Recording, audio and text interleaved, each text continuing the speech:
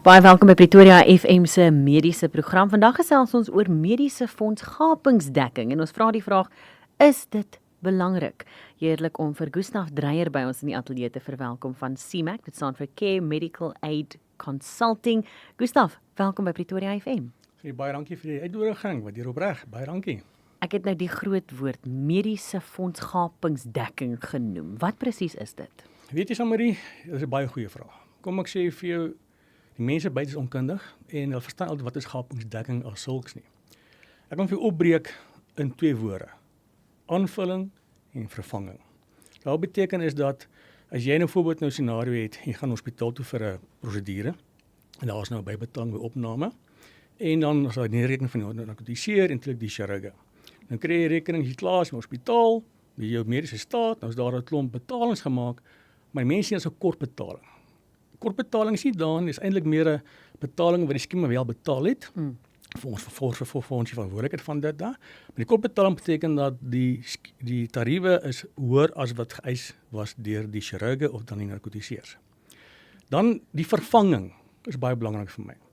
Beteken as die skema nou voorbeeld nou nie operasie nie betaal het nie, of kodes is nie betaal deur die skema self nie, dan weet hulle net eis op die gapingsdekking eis.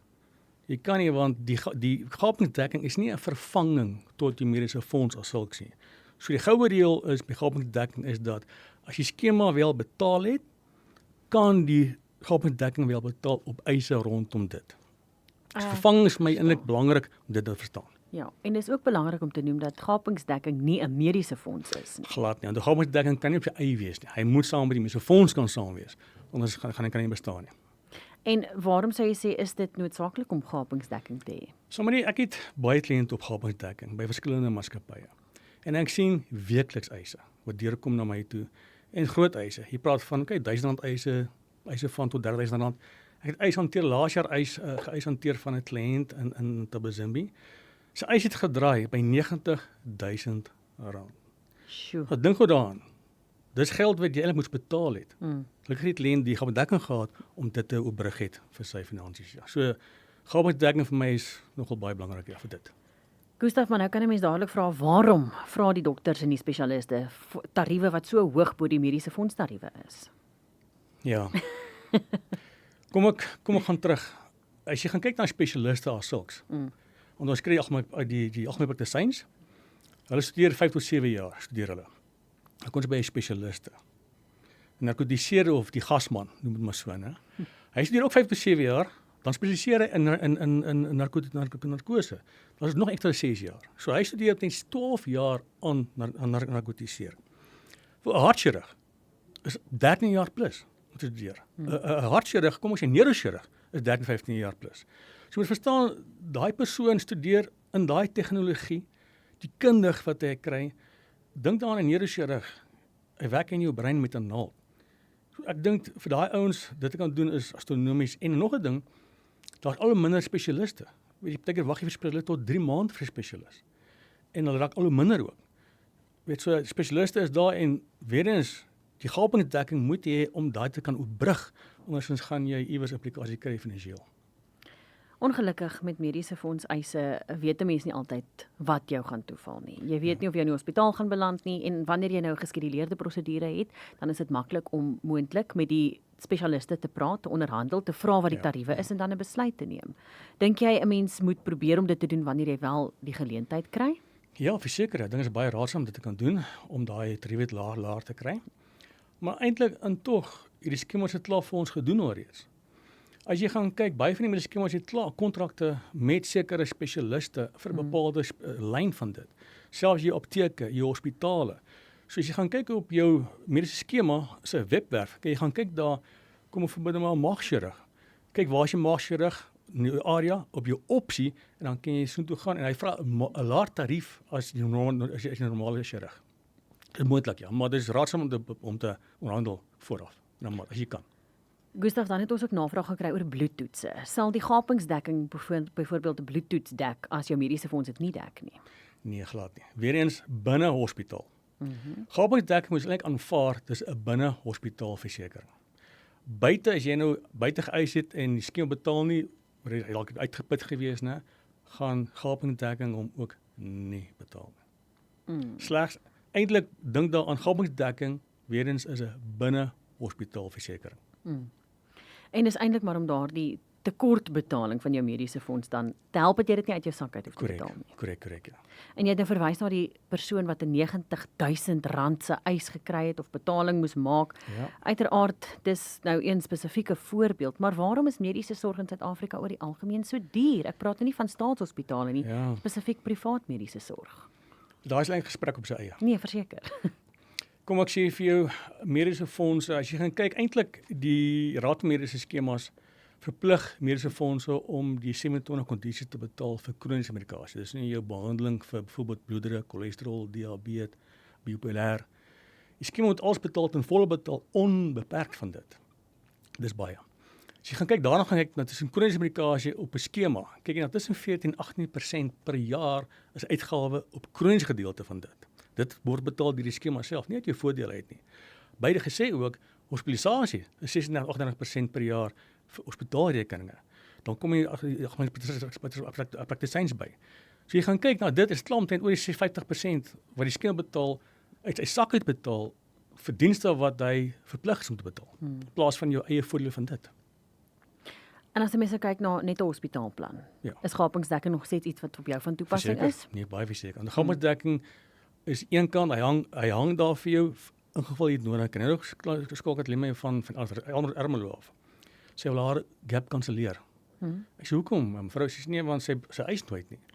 Ek sê maar onthou nou, dis net soos motorversekering. Ja. Jy 10 jaar het jy nooit 'n eis nie. Jy betaal elke maand daai premie en 1 maand het jy daai eis nodig. Dan is dit te laat.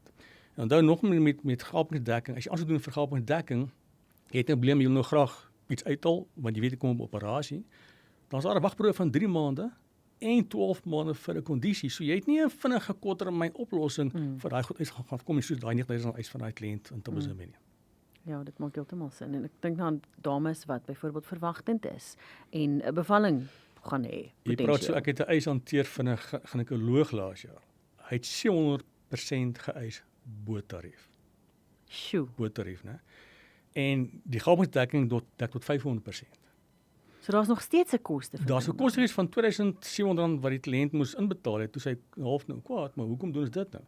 Ek sê maar omdat jou gapingsdekking is tot 5% is jou limiet vir dit. Ek sê maar die beste is, vra jou spesialis, ginekoloog, hoekom vra hy 700% bo tarief? Dis ek so baie gekry het in 'n huis. As 'n mens kyk na kostes van gapingsdekking, uiteraard verskillende produkte, verskillende maatskappye wat 'n mens kan nader, maar dit is nie so baie geld. Glad nie. Jy kan kyk, daar's gapingsdekkings vanaf R200 'n maand tot en met die hoogste wat so R500-600 'n maand is, né? Dan het jy 'n volle gaping. Jy het 500% bo dekking. Die 200% is goedkoop, maar ek is nog steeds bietjie van mening is dat die iewers is hy nog te min. Want die gemiddelde spesialis is tussen 270 en 400% is hulle tariewe. So jy gaan nog steeds met 200% gaan jy nog steeds bietjie kort kom met dit. Die groot pakkette by versekeraars dek selfs 'n kankeruitbetaling. Hy dek vir jou ook spesialisbesoeke buite operasie, 'n kortbetaling van dit. So is so tussen 200 en 580, 600 'n maand. Daar's nog 'n ding ook, as jy aansluit bo sekere ouderdom 65 is goedkoper. Na 65 raak jy weer duurder weer. Want natuurlik, dis meer eise want mense raak ouer, raak meer eise vir die persoon, ja. Dit voel vir my soos 'n produk wat tussen die dokter en die pasiënt lê en dit voel so half onnodig, maar jy kan nie regtig bekostig om daar sonder klaar te kom nie. Glad nie. Weet jy wat, soos ek sê, ek het baie eise wat ek hanteer vir die mense. As jy sê, en dan die spesialis sê prerogatief om te eis. Jy kan met hom handel met hom, maar jy kan nog steeds vir jou sê nee, want ek het 15 jaar gestudeer vir dit. So jy moet 'n gapingsdekking kry. Ek sê en ek sien vir my al my kliënte wat ek sien met konsultasies rondom mediese fondse. Alright, onthou nou, hier is jou mediese fonds, jy is nou reg met dit. Die skema dek 100% van die tarief. Wees in gedagte dat die spesialis eis meer as dit. So kyk nie gapingsdekking. Ek sê sal maar die 6 uit 7 mense haal hom uit. Hulle weet iewers gaan daai eis kom en dan is jy op die eie.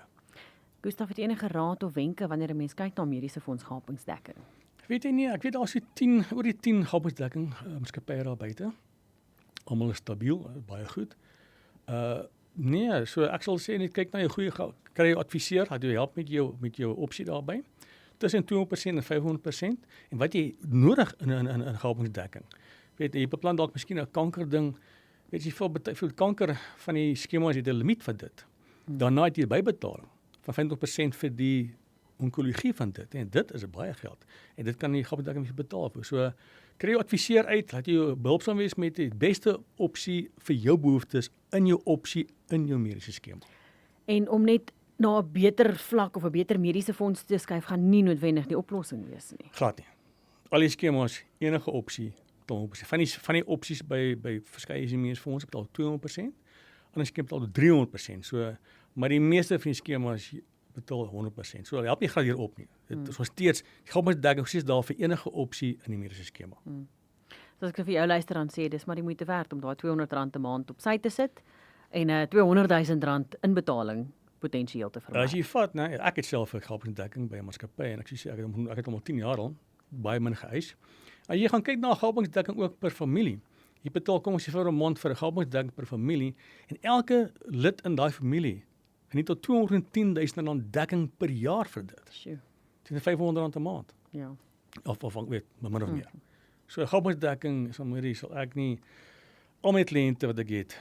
Hoor jy onthou, jy's 'n slang in die gras, kry maar vir jou gapdekking want iewers gaan jy moet visueel betaal vir dit. Gustav, ek is bly ons het hierdie gesprek want ek dink daar's baie luisteraars wat dalk al koppe gestamp het met mediese fondse en nie kan verstaan waarom hulle so 'n drastiese bedrag moet inbetaal of bybetaal nie en gapingsdekking is dalk net die antwoord. Veral as jy weet jy het 'n onderliggende mediese kondisie soos wat jy nou ook self genoem het, daar is 'n wagtydperk betrokke, so spring vroeër eerder as later. Nee, verseker. Nee, ek sê om af te sluit ook sommer die gapdekking is die Engelse woord necessity, 'n mate, maar jy moet hom my. Dis maar is net advies en inligting vir my gee so ja. Ek waardeer dat jy by ons aangesluit het. Baie Dankie dankie. so baie waardeer 100%. Dis Gustav Dreyer hier by ons in die ateljee. Hy is 'n kenner op die gebied van mediese fondsversekering, mediese fonds gapingsdekking by CMAC wat staan vir Care Medical Aid Consulting.